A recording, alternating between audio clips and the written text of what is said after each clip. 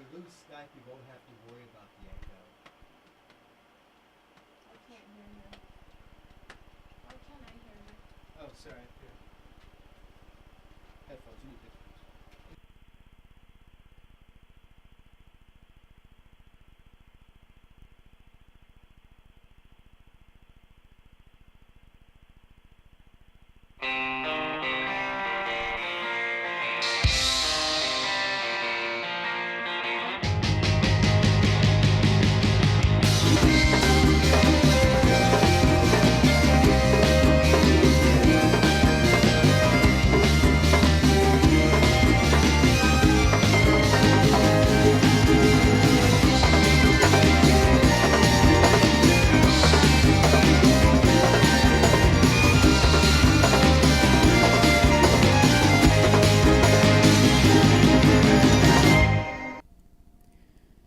From the studios of KPFK Pacifica Radio in Los Angeles, this is Uprising, and I'm Sonali Kohatkar.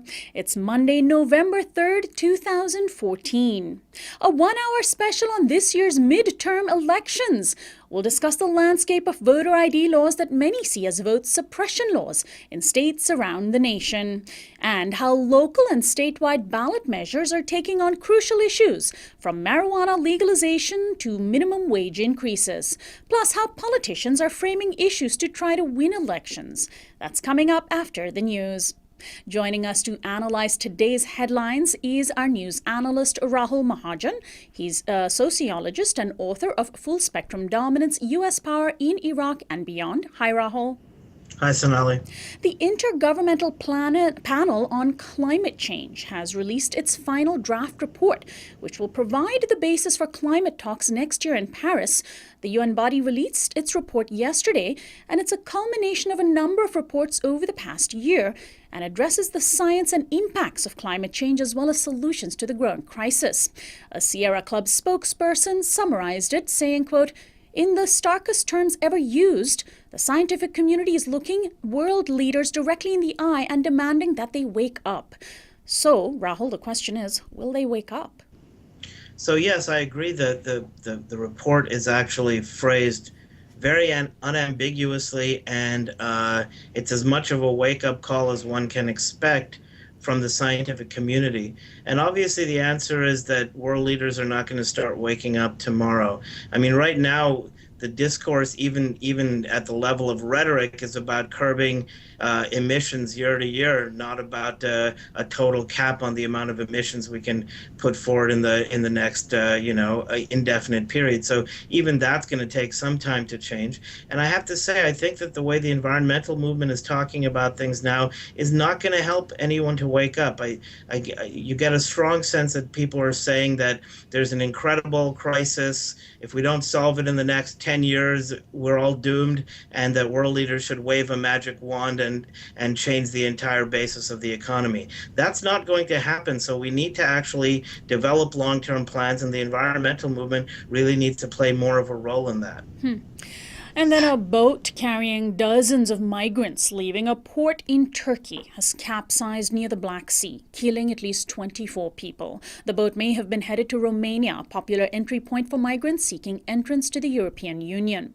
A search and rescue operation is currently underway.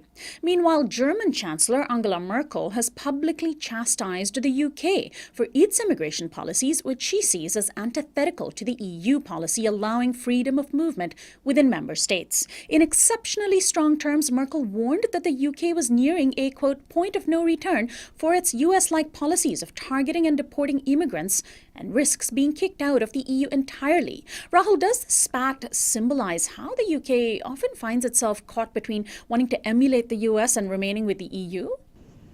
I think it does. You know, the UK for a long time had actually done considerably better than a lot of European countries on, for example, dealing with the integration of its already existing Muslim population. So, unfortunately, once the whole war on terror started, there was quick changes in terms of the public discourse to sound more like the United States, and I think that has influenced especially their intra-EU immigration policies. But of course, most of what you're talking about here in terms of African migrants, this is something on which the entire EU is really terrible, and I think it's worth noting that even one of the few programs that works, the Italy's program to rescue migrants who are trying to cross the Mediterranean, is now going to be terminated, and I think it's a sign of the raising of barriers in most first world countries. I mean, from the United States to Australia.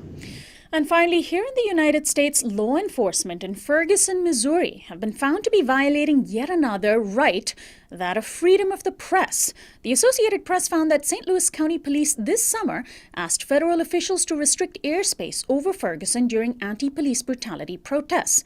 The real reason for the no-fly zone was apparently to restrict television news helicopters, which could have witnessed violent police responses to protests. While the Federal Aviation Administration has denied it, St. Louis police apparently did not have any problem with commercial airlines flying over Ferguson, and phone recordings with FAA officials reveal it was indeed the media that the no-fly zone was targeting. Now, Rahul, do you think news helicopters above Ferguson could have influenced police actions? Well, yes, of course. I mean, they could have, in principle, because it's really very hard to go and engage in the kind of abusive behavior that Ferguson police were doing when you think that people are watching it immediately, all over the country. Although I think one has to recognize that, in fact, the Ferguson police seem to be remarkably unconcerned about the image they were projecting, even with all the news reporters on the ground. I think it's also worth mentioning the role of the FAA here. I mean, I think people tend to think of the FAA as some sort of neutral regulatory government agency, but it's actually, it's a real mess. It's a hotbed of incompetence, most strikingly revealed with the 9/11 Commission report, which showed just incredible levels of apathy. I mean, they played the biggest role in essentially allowing the 9/11 attacks to happen, and there's been almost no accountability for that. So I think we need to look more into their role in approving such an absurd request. Well, Rahul Mahajan, always a pleasure to have you on. We'll talk to you again next week. See you then. Rahul Mahajan is our daily newsflash guest expert. He's a sociologist and author of Full Spectrum Dominance, U.S. Power in Iraq and Beyond. We'll be right back.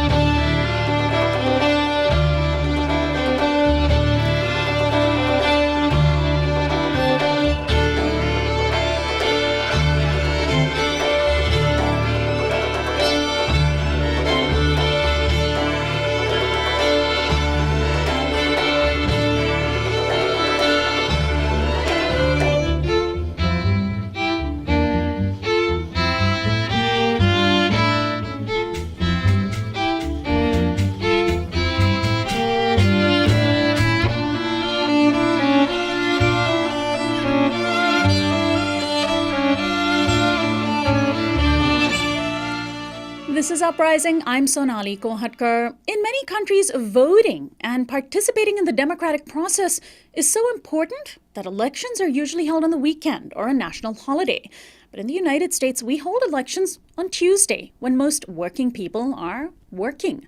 Not only is our system designed to discourage voting, lawmakers in some states have openly worked to turn people away from the polls. Citing nearly non-existent voter fraud, Republicans have found an ingenious way to bar voting by those who tended Democratic. By requiring state-issued photo identification at the polls, in such states as Texas, Georgia, Kansas, Mississippi, Indiana, Tennessee, and even Virginia, minority, poor, disabled, and youth votes have a harder time casting their ballot. The ACLU estimates that more than 21 million Americans do not have state-issued IDs. African Americans and senior citizens are the most likely to be among them. Now, various courts have struck down or affirmed state voter ID laws, which some refer to as vote suppression laws. Joining us now to examine the landscape of such laws and how they may or may not impact voting in tomorrow's midterm elections is my guest, Vishal Agraharkar. He is a counsel in the Brennan Center for Justice's Democracy Program. Welcome to Uprising, Vishal. Hi, Vishal. Can you hear us? Well, we'll try to get Vishal back on the phone with us. Just a sense, though, of the states in which these laws, these voter ID laws, are the most problematic. Texas seems to be the epicenter, and we'll start our discussion very soon on that, where there have already been reports of voters who have tried to do early voting being turned away because they didn't have state-issued voter identification, such as a driver's license or simply a state ID. And not only are there a number of states in our country where state-issued voter identification is required now, which are the strictest in the nation, there are a myriad number of states where voters have to present non-photo IDs at the very least. California, where this program is produced, is one of now a shrinking number of states where you don't actually have to show an ID whatsoever. We're going to try to get Vishal back on with us in just a few moments, so please do bear with us. We also have folks like Barbara Arnwine, who reported in an op-ed over the weekend. She is somebody who has worked very hard to determine how vote suppression laws impact voters, and she's claiming that hundreds of thousands of voters may be impacted with these elections. Well, it looks like we do have Vishal with us. Let's start with Texas, which is the second most populous state in the nation. And it does seem to be the focus of a lot of civil rights organizations for its strict requirement of this state-issued photo ID. Have we seen evidence already for people being turned away, those who've tried to do early voting, for example? Yes, we have actually, and I should mention, I represented one of the parties in this lawsuit, and one of the things that the court found when it ruled on this case in September is that there were 600,000 registered voters who lacked the forms of ID, the very few forms of ID that SB 14, the voter ID law, required. And already in early voting, we're seeing evidence. We've heard a number of stories that we're documenting, that other reporters and groups are documenting, of people who've been turned away and who are having troubles getting the type of ID that they need to vote. What about other states? I know that a lot of people are focusing on Texas, but the states like Georgia, Kansas, Mississippi, Virginia, are they as bad as Texas? Well, Texas has probably the strictest ID law in the country. There are ID laws that come in all different shapes and sizes, and I think many states around the country have ID laws. And in fact, Texas had an ID law before it enacted SB 14. The issue really is when a state passes a law that requires very few forms of ID to vote and very few forms of government-issued, unexpired photo identification. That's where we see the most problems. And Texas has in our estimation, been among the worst, if not the worst. Can you give our listeners an example, and our viewers an example of how people might have been turned away from the polls? Somebody who really wanted to vote, and because the requirements to get a state-issued photo ID were so onerous, were not able to or aren't being able to? Sure. We're seeing all kinds of examples. One woman named Sammy Bates, who actually testified in our trial, she tried to vote in 2013, which was the first election. It wasn't a major election. It was just a constitutional amendment election with low turnout. But she was a longtime voter. She votes regularly. And she showed up on Election Day with she actually did have a photo identification, but it was from Illinois, where she had lived until a few years prior, and she showed up, and that wasn't sufficient for her to vote. So, she went through the process of trying to figure out what she needed to get the ID that she needed to vote, and it turned out that she needed a copy of her birth certificate. She was born in Mississippi, and it was quite difficult to get. I mean, it cost $42, and so she had to save up. She was making something like $300 of Social Security income a month. She had to save up $42 to apply for that birth certificate, and it took her several months to do so. And sure, and once she finally, after 3 or 4 months, she was able to get that birth certificate, but that's still not sufficient. You then have to take trips to the DPS, the Department of Public Safety there, and get a separate ID that you'd need to vote. So, Vishal, what is the last legal word on laws like Texas? Maybe focus on Texas, but even some of the other states. Certainly there are lawsuits in place, but they're not going to be able to remedy things for tomorrow's elections. But for future elections, is there some hope on the horizon that either the Supreme Court or Congress will say, all right, we just can't have this. This sort of restriction on voters is just unacceptable, undemocratic, unconstitutional? Yeah, we're hopeful. I mean, it's unfortunate that the Supreme Court allowed a law that was found to be purposefully discriminatory to be in place this election that we've already seen as disenfranchising many voters. But, after the full trial, after a 9-day trial where the court heard from both sides, it found for us on all of our claims. It found that the law violated the Voting Rights Act, that it violated the Constitution, that it even constituted a poll tax.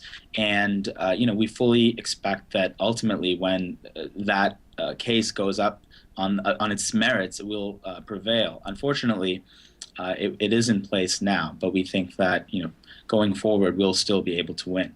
Second thing I should note is that this wasn't the first time that the Texas law was blocked by a federal court. A couple years ago, in 2012, it was actually blocked under a different provision of the Voting Rights Act called Section 5. The problem was that in 2013, the Supreme Court effectively gutted this critical provision of the Voting Rights Act in a case called Shelby County versus Holder. Just hours after that decision came down, Texas went ahead and put this law into place.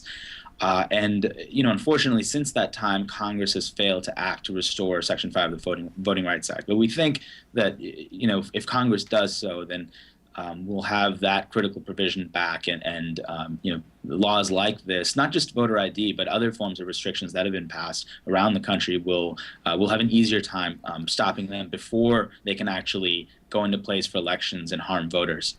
I'm really glad you brought up the Supreme Court's decision last year, because in addition to gutting Section 5 of the Voting Rights Act, of course, before that, the Supreme Court took it upon themselves to make the ruling in the Citizens United versus FEC ruling. So on the one hand, we've seen corporations have unprecedented access to our voting system and flooding our voting system with money. And on the other hand, the poorest among us are being restricted, again, thanks to, in part, a decision by the Supreme Court. Let's talk about the effort in Congress. I understand there is an amendment to the Voting Rights Act that might restore Section 5 that is working its way through Congress. Is that a promising piece of legislation? What's the scope, or the hope rather, that it goes through?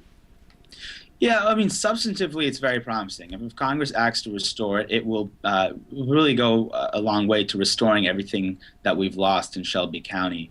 Unfortunately, this Congress has not acted on it. It's been very disappointing. But, we have hope for the future. We have hope for future Congresses that will act. And I should say, it seems like at a time when everything seems to be very partisan, it seems like there just is no hope on a lot of legislation. But in 2006, which wasn't that long ago, the last amendment, or the last restoration of Section 5 of the Voting Rights Act, was passed almost unanimously. And in the Senate, it was 98-0. And so this is something that historically, since the passage of the Voting Rights Act in 1965, has had broad bipartisan support. And we're hoping that this most recent Congress is an aberration and a temporary one, but we're hopeful it'll pass in the future. Of course, if these voting rights, voting ID laws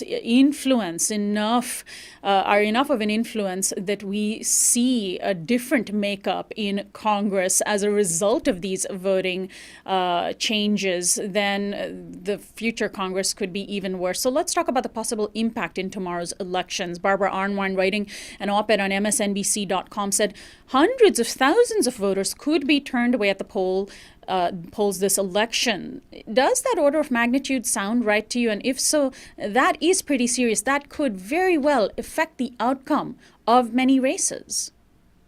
It's serious. I mean, there are many voters who, depending on the state and depending on the restriction, many people could be affected. And like I said, in Texas, it was found that there were 600,000 registered voters who didn't have the type of ID that was permitted by this law. So that's the big loss that we had when we lost Section 5, because what it did was it prevented these changes from going into effect before they had a chance to affect these elections. Now, we're hopeful that it'll get resolved in the future and that we'll still get that critical protection back. But unfortunately, these laws are passed for political purposes, for political gain at the expense of voters.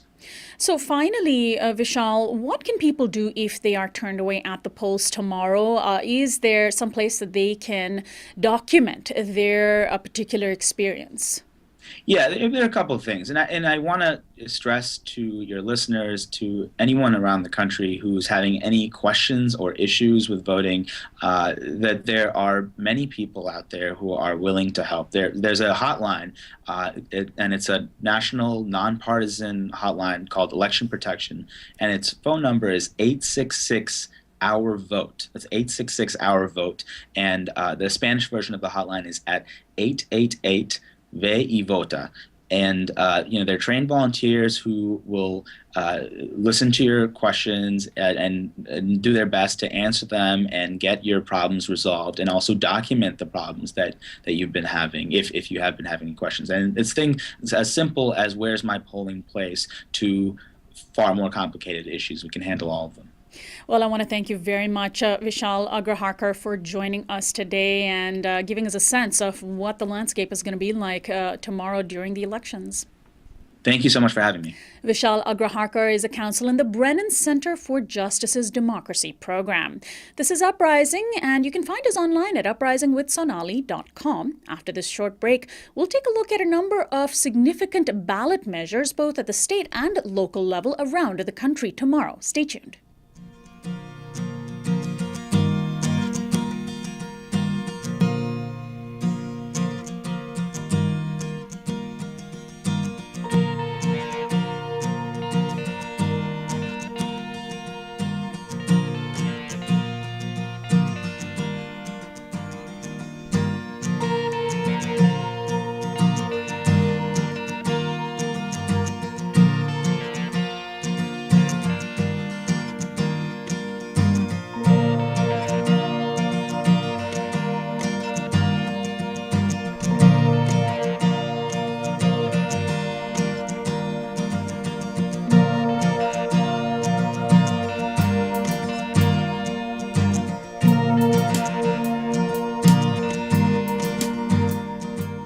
This is Uprising. I'm Sonali Kohatkar. You can now watch a TV version of Uprising on Free Speech TV every weekday at 3 p.m. Pacific Time, 6 p.m. Eastern on Dish Network, Channel 9415, DirecTV Channel 348, and on Roku, which you can find out more about at roku.com. If none of those options work for you, Uprising also streams live every day on freespeech.org. That's every weekday at 3 p.m. Pacific, 6 p.m. Eastern. We're currently not archiving the show online, but we are in the process of making that happen. And now on to our next story. Elections aren't just a time to choose politicians and place them in positions of power. They're a time for voters to decide directly on issues through statewide and local ballot measures. Many crucial issues have come to the fore via the ballot, such as Proposition 8, California's same-sex marriage ban that reignited the progressive pro-marriage base. This year, voters will face a myriad ballot measures on topics dear to progressives. Now, while we cannot cover all ballot measures in all states, we'll attempt today to examine some of the most important ones, addressing issues of mass incarceration, minimum wage, marijuana legalization, women's reproductive rights, GMO labeling, and much, much more. Joining me now is Jon Queally. He is a senior editor at Commondreams.org, which has provided daily online news and views for the progressive community since 1997. Welcome to Uprising, Jon. Thank you. It's nice to be here. So let's start with ballot measures raising the minimum wage. 5 states, mostly conservative, have various levels of increases to base wages. They are Alaska, Arkansas, Illinois, Nebraska, and South Dakota. Now, most of these seem to be very modest wage increases. None raises the level to $15 an hour, which many fast food workers around the country have been asking for. But how likely are these to pass, even though they're fairly modest? It's never, of course, guaranteed or a given. Many of them look very likely to pass, and you're certainly right to point out that the increases are not, what most progressives are calling for, what most economists would be calling for, to level the playing field and give people what would be regarded as a living wage. But interestingly, like you said, most of these fights are happening in conservative states, red states, and where if you look at the numbers of the current minimum wage, which are mostly below the federal minimum wage, the fights there are winning and will likely pass the ballot. Of course, we'll have to wait and see. But I think what it says is that even in those places where the federal wage is outdone by the low state wages, that people are anxious to have those increases for themselves. So it's really interesting. And in fact, on this issue of the minimum wage in some conservative states, are we seeing a big Republican pushback, or are we seeing Republicans realize that their constituency is actually clamoring for this? Well, I think they're certainly looking at the numbers and seeing that they're responding to these requests. And there is pushback. I mean, you hear the same talking points in these states that raising the wage will kill jobs. But there's plenty of effort to see that they're going to pass. Okay. Well, let's turn from money in people's pockets to money in politics. 3 states, Wisconsin, Massachusetts, and Ohio, have ballot measures designed to undermine the Supreme Court Citizens United decision, which has unleashed so much corporate money into elections via outside groups and dark money groups. These various measures in 3 states, Wisconsin, Massachusetts, and Ohio, are they all sort of variations on the same thing? How many states and municipalities will they join in the fight against Citizens United? Is this just sort of the latest wave of the activism against this measure, this Supreme Court ruling? It is, and most of these are non-binding resolutions at the local level, but they join hundreds now of local municipalities or counties or state legislatures who have passed resolutions calling for some measure that overturns the 2010 Citizens United decision. So it's definitely it's beyond symbolism, certainly, but it is a record showing the grassroots push for a way to get money out of politics. So in these current states that you see these ballot measures on, it's citizens, doing what hasn't been taken up by state legislatures and pushing for these reforms. Right. And in other states, it has been state legislatures. Some have been even measures passed at the local levels in city council meetings, et cetera. And it's certainly an interesting symbol of resistance to this decision. Let's turn to some of the environmental issues that will show up on people's ballots, depending upon which state they live in tomorrow. There are several environmental issues on fracking and GMO labeling. So let's focus on fracking first. It seems to be mostly local measures in California and Ohio, where communities are calling for bans on the practice of hydraulic fracturing or fracking. In California, where this program is produced, the counties of Santa Barbara, San Benito, and Mendocino in California. And then in Ohio, the cities of Athens, Youngstown, and Gates Mills. And then the other sort of random place where this is happening is Denton, Texas. These are all of the local areas where there are measures on tomorrow's ballot calling for, I believe, either an outright ban to fracking or simply banning the most extreme fracking practices. What does this represent, John? This is coming, it seems, primarily from the grassroots, because you have Barack Obama and the White House championing fracking as some sort of bizarre renewable alternative to oil. Yeah, the national call to ban fracking outright, certainly has resonance, and there are national calls to ban it. That's not the way we're headed. So what you do see, and Denton, Texas is a great example of, a local municipality saying, even in the heart of oil and gas country, saying, we reject this kind of activity. It's a threat to our water and to our public health. And, so there are moratoriums at the state level in place, New York being maybe the most prominent. But what you see in California, where the fracking industry is really trying to get a toehold, is these county measures pushing back against and they're very specifically targeting fracking and other extreme measures. The language is different in some of the proposals, But it's community members taking the fight directly to the oil and gas companies and to local regulators, saying that we do not want this happening under our communities and under our land and near our water sources. So it's, when there's no, like you said, the national trend and what leading lawmakers are pushing this as a solution to the climate crisis, science says something different, and these local communities are really spearheading the effort to make sure that they can put a stop to it. Let's turn then to GMO labeling.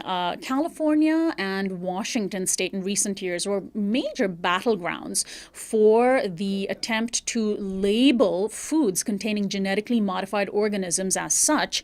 Both states narrowly rejected these measures after the food processing industry and other moneyed interests poured millions into misleading ad campaigns. Now we have two more states, Oregon and Colorado, as well as two counties, Humboldt County, California, Maui County, Hawaii, which address GMOs. Now, the state measures are about labeling, but I understand that the county measures go even further. They do, yeah. So there's a distinction there between the labeling laws and at the state level, like you said, and in Maui, which in Hawaii is, a lot of people call it the epicenter of the GMO fight, given the amount of infrastructure that is there. For some of the biggest biotech companies like Monsanto and Syngenta. But so the bans are aggressive and somewhat unprecedented and specific, but they are taking place by communities who are saying we are concerned about the level of pesticides being used in association with this kind of agriculture and really putting their foot down. The labeling issue, like you mentioned, in other places has been a fight that's been waged in other states, sometimes successfully, and certainly sometimes not, which California recently saw, and others. And the money is an enormous part of this story about the amount of money that the biotech industry and big agriculture has dumped into these local campaigns, fighting what are very much grassroots efforts to regulate and simply to say, we have a right to know what's in our food. But that is seen as a direct assault on big agriculture. And there is, wherever you've seen these fights at the state level, and again, locally now, you just see big money pouring in to counteract what people are demanding on the ground. And then there are the ever-popular marijuana legalization measures. If Alaska, Oregon, and the District of Columbia pass these measures, they could add to the growing number of states where pot would be legal, notably, of course, Washington and Colorado. How popular are these measures? Are they looking likely, you think, to pass? And is there even any concerted opposition at this point to them? Well, the opposition varies. Again, you see the alcohol industry has not been particularly friendly to marijuana legalization. But again, like you've seen passage in other states, these new fights seem to be following the trend of ending prohibition against marijuana for all uses. Both, again, some of the local fights are about medical marijuana, but more and more we're seeing recreational, full legalization of marijuana. And yeah, they look promising. Again, the ballots and then the polling has shifted in those states, but they look promising to pass. And I think you're seeing a trend of people again saying, these laws aren't working for us, they're working against us. And so the momentum is certainly in the favor of legalization. Let's look at measures on mass incarceration. Really, one main measure, mass incarceration impacting disproportionately communities of color. This follows well from the easing of restrictions on marijuana. In California, there's a major Proposition 47, which would reduce the penalty for drug possession from a felony to a misdemeanor. How significant is this measure? Well, we'll see. I think it's quite significant. Again, it's singular. So we highlighted this in our special election coverage to point out just sort of both the unique nature of it, but addressing a very core problem that Californians have said they've recognized the issue. They think there's a solution to it. They haven't been able to legislate it, so it's gone to initiative. And it's polling very strongly in terms of pushing Proposition 47 through.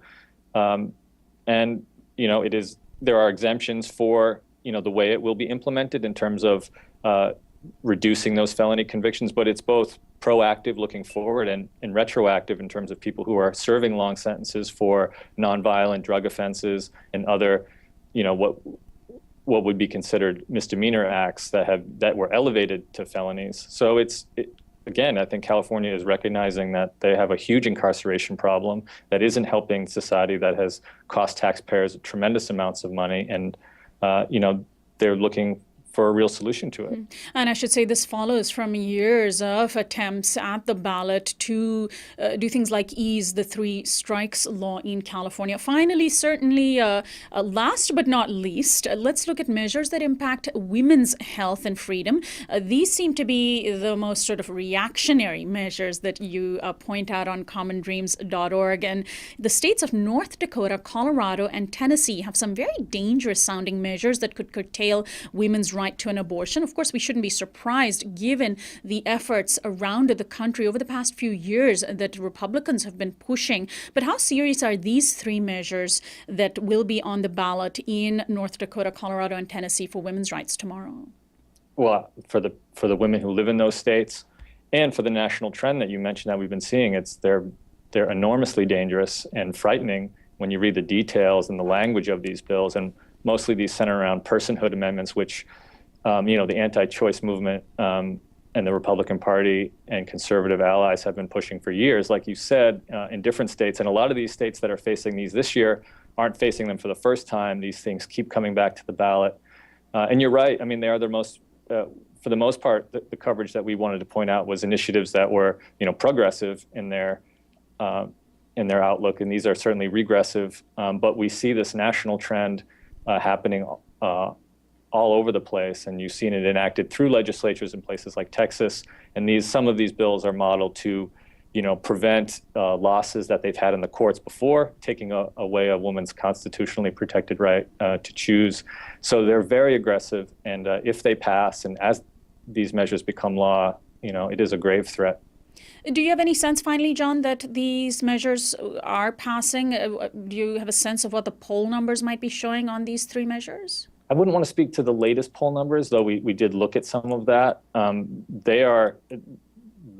Again, these have been voted down in the past, and some of the polling shows that they'll likely be voted down again, but there are in some states, the polling is very close. And again, these things, it's not unrelated to turnout. A lot of these things are put on the ballot and supported by, conservative, either Tea Party members or Republican allies who recognize that this gets people to the poll, this gets the conservative base to the poll, and it's used for that, and carried on that turnout is, some of the other regressive issues that we see in terms of economic policies.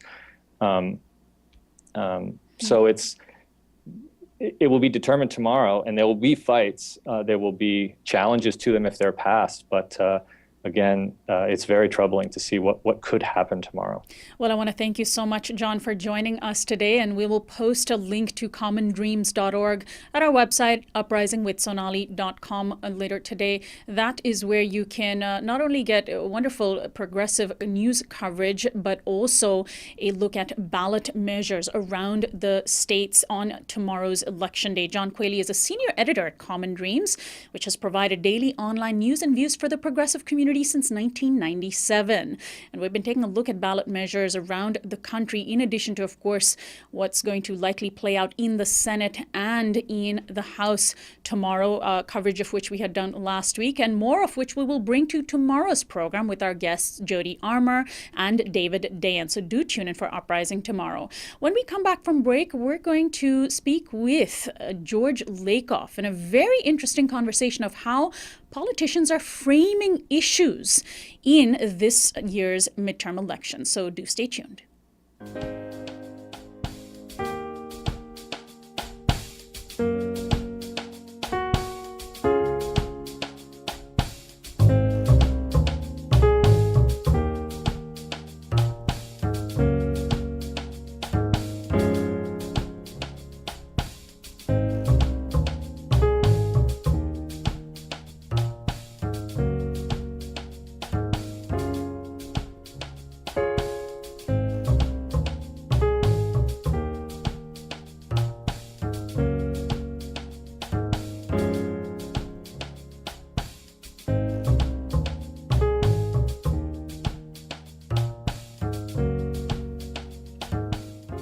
Welcome back to Uprising. I'm Sonali Kolhatkar. The outcomes of elections depend upon many things, among them campaign financing, districting, and voter turnout. But they also depend quite heavily on framing. What that means is that how politicians frame issues to constituents is rather important, often sometimes more important than we realize. And usually the most skillful politicians, or most manipulative, depending upon how you see it, are the ones who are taking advantage of events in the news to make their case. So with the war against the Islamic State in Iraq and Syria and the growing threat of Ebola consuming our headlines, it's no surprise that those two issues have dominated political framing. My guest is George Lakoff. He is the Richard and Rhoda Goldman Distinguished Professor of Cognitive Science and Linguistics at the University of California at Berkeley, where he has taught since 1972.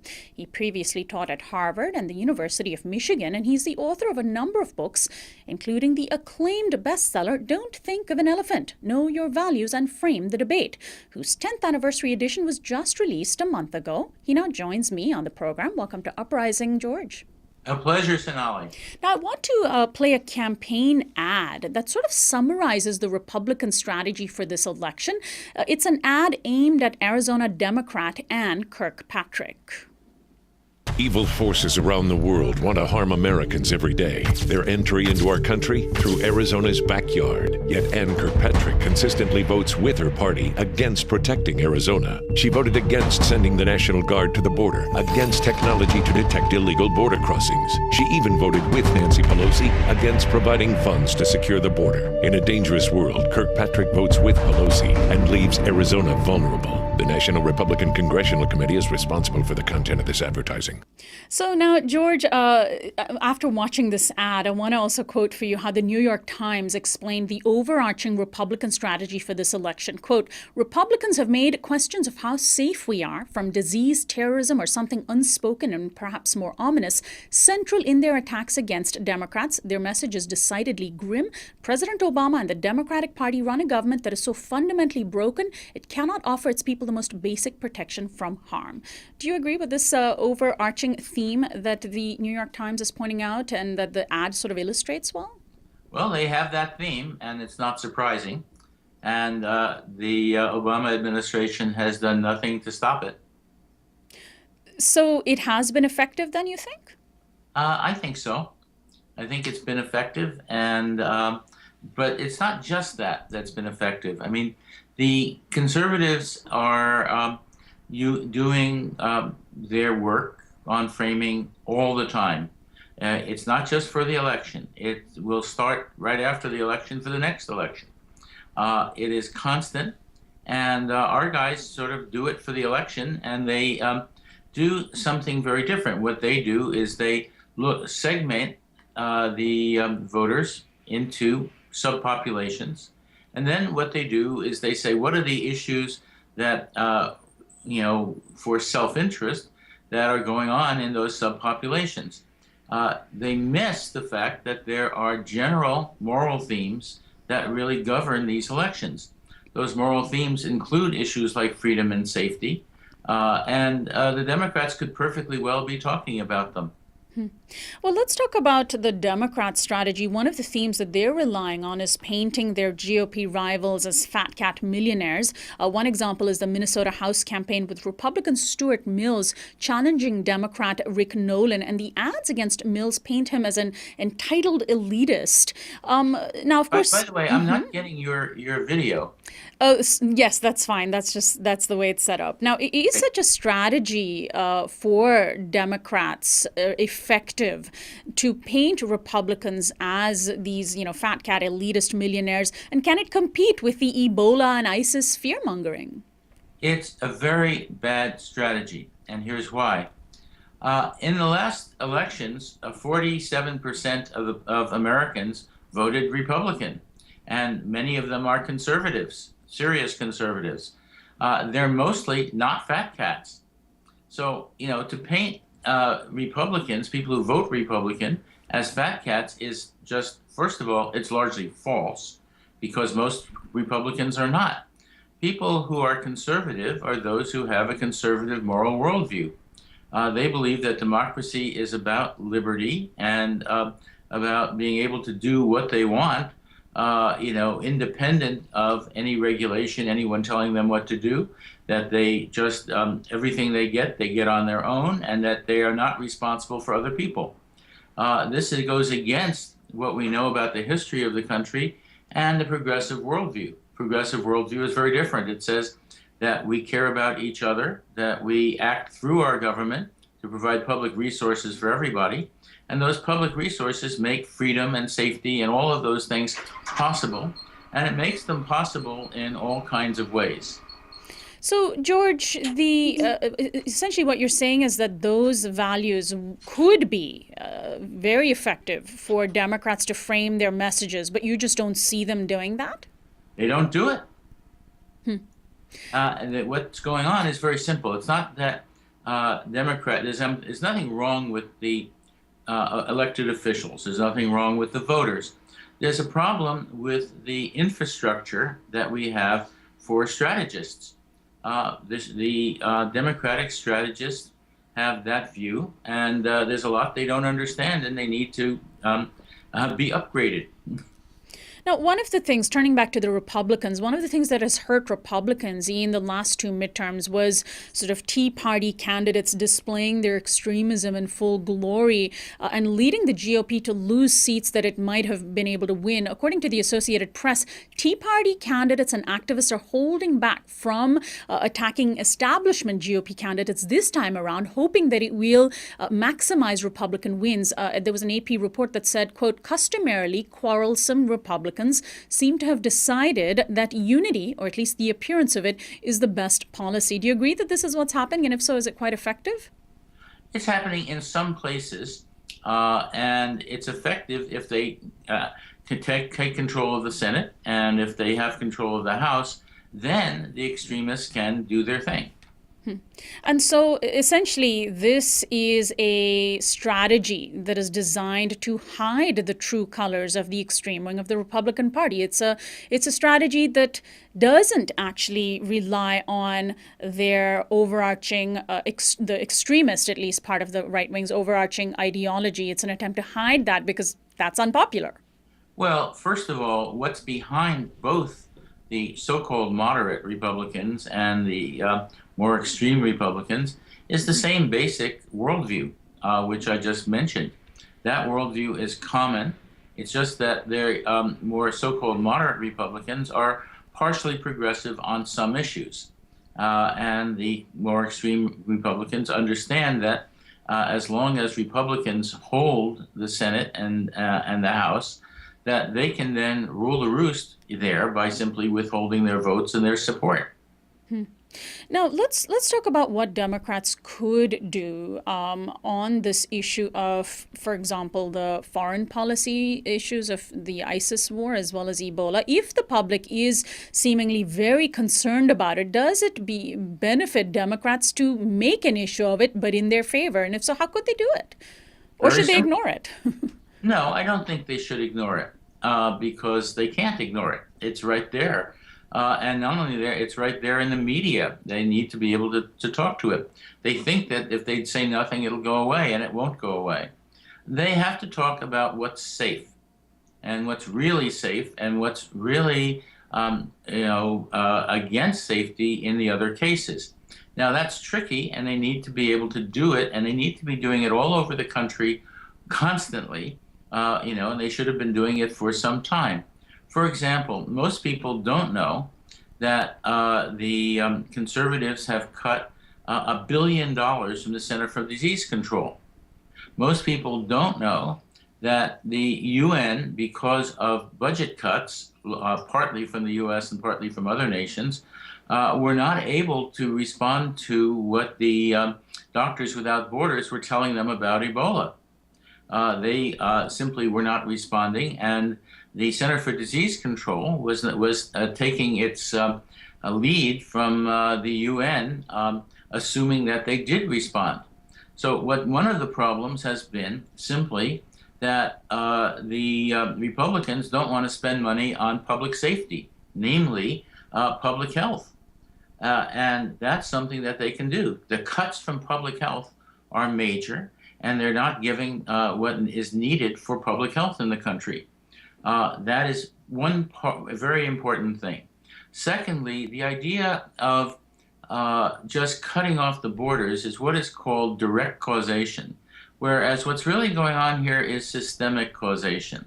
That is, if you cut off the borders, if you don't allow flights in, etc., people will take other routes, and it'll be harder to both send people abroad to stop this in Africa, and it'll be harder to stop people from getting in through other means.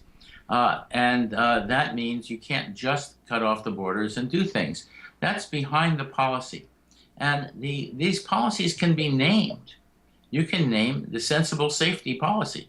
You know, this is the safety policy. That is the crazy policy. You know, the other guys are simply scared. And they're scared out of their wits, and they have no courage, and they have no sanity. You know, now there are ways to talk about this that you know, can be devised, that can check. We can see what works, but the administration hasn't been doing it, and the media hasn't been doing it. The media has not actually found out what's going on in the administration and what's going on in the Centers for Disease Control, even though all of this is in the press. This is public knowledge. So some media have, of course, been covering it, but it hasn't been pressed upon. It hasn't made it into the major headlines or been constantly used as context for these stories. So let's talk about the war on ISIS in Syria and Iraq. This is an interesting issue because, of course, the Democrats and Republicans are united on this issue. But the Republicans can point to President Obama and say that he hasn't been doing enough to keep Americans safe from the Islamic State. Well, to some extent, there's a certain issue there, but the problem is not just about Americans, it's about people elsewhere. The big issue there is Maliki, that the administration didn't act to get rid of Maliki soon enough, and that's true, they didn't. Maliki was responsible for not sending troops to the Kurds, and he also was responsible for not integrating the Sunnis into the military and not, strengthening the Iraqi military. Now, that is not something that is directly due to Obama. Obama can't unelect somebody by himself, and that's a very important thing to understand. Now, first, that's not easy to say. So the issue then is partly Maliki. There's another issue, which is that the economics is behind this to a large extent. One of the stories that came out in yesterday's New York Times has to do with the fact that people are joining ISIS not just out of religious fervor, but because they get paid more, and because people in ISIS are taking over oil wells and using black market oil to make a lot of money, and people want that money. That this is really partly a financial issue and partly an issue of integrating the Iraqi forces. These issues have never been brought before the public. They're known to the administration, they're known to all sorts of things. That's not a problem. I mean, the thing is that how do you frame those issues in such a way that says that there is a sensible way to do this? For example, this morning, there is a concerted attack on ISIS within Iraq, led by American advisors, but where the Iraqi army has gotten it together to attack ISIS. Now, I don't know if that's a headline this morning. I don't know if it's on every news station. I doubt it. And I doubt that this is something that's out there saying, okay, it's now together, and here's what has to be attacked. Namely, in part, their military, and in part, their source of revenue. Of course, that is a more complicated approach than simply bombing, which sadly the Obama administration seems to have relied on. Finally, let me ask you about one of the things that the Democrats have been doing in the last few days, and that is to essentially push on the women's vote. President Obama said in a weekend address, when women succeed, America succeeds, and we should be choosing policies that benefit women because that benefits all of us. Now, for a time, Democrats were insisting that Republicans were waging a war on women due to the incessant attacks attacks on reproductive rights, among other things. Has that been an effective framing? The war on women has not been an effective framing. Remember that conservative women are out there. It doesn't convince them, and there are a lot of women out there who are not convinced that there's a war on them. What's really involved in all of these things is the issue of freedom, both for women, for gays, for Hispanics, for African Americans. The issue of, and also for people who are, in business, who are working, who are not getting fair wages and so on. There are providing public resources that have to do with dealing with issues of women, of all of these folks, has to do with a democratic commitment to freedom. The Republicans talk about freedom and liberty constantly. They do it all the time, not just during elections. And this is something that the Democrats have to take up. In fact, the Democrats are more in favor of freedom. If you don't have an education, you're not free. If women don't have control over their own bodies, they're not free. If gays are not free to live a loving and committed life, they're not free. And these issues are there, and they can be applied to every issue. You need to understand that the Democrats are a party that is for American freedom and safety.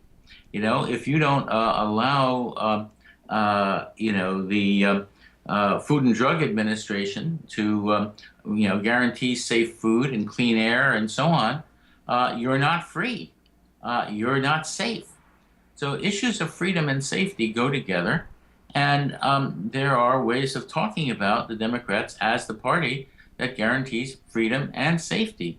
And this is important, that this is the safety of your food supply is not that different from the safety from ISIS. ISIS is much less a threat than those things that kill Americans all the time. And that has to do with all sorts of things that have to do with pollution, food poisoning, many, many things. Sugar, for example, is creating illness all over the country, vast amounts of it. And these are things that people don't see as part of public safety. So issues of public safety, issues of public health, issues of support for all these things is crucial, and the Democrats don't talk about them. Instead, they talk about narrow self-interest things. Let's talk to women, and then let's separately talk to Hispanics, and let's separately talk to African Americans, and let's separately talk to young people. Right. And the thing they don't understand about young people is young people are idealistic. Well, I want to thank you, George Lakoff, so much for joining us today. We are unfortunately out of time. Much to talk about, how the Democrats fail in their framing of political issues while the Republicans tend to succeed a lot more. A lot of that based on what might happen at tomorrow's midterm elections. George Lakoff is the author of the best-selling book, Don't Think of an Elephant, and he is also a professor at the University of California at Berkeley. This is Uprising, and Pasha Shom is our program director, and our producer, Alexander Hobbs, is our technical director. Jonathan Alexander and Teddy Robinson are our audio engineers. Our interns are Jennifer McMartin and Christian Beck. I'm your host and executive producer, Sonali Kolhatkar. You can find out more online at uprisingwithsonali.com. I'll see you tomorrow.